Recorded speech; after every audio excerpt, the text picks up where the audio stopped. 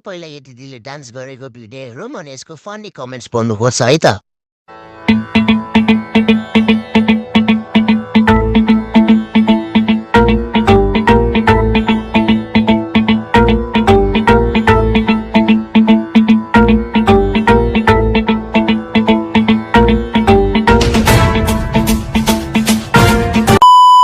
और अभी तो रुको, क्लाइमैक्स अभी बाकी है। मेरो बाबा रक्सी खाएको बेला यस्तै गर्नुहुन्छ। दिदीको डान्स देखेर शिवजीले पशुपतिनाथ छोड्ने निर्णय गर्नुभयो।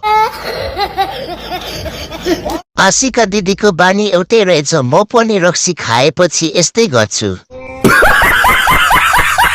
आशिका दिदी यता नाचेर नबस्नु, उता पुल मुनि कतिले पिसाब गरिसक्यो होला। यस्तै भिडियो हेर्नलाई फनी कमेन्ट्सलाई फलो गर्नुहोस्।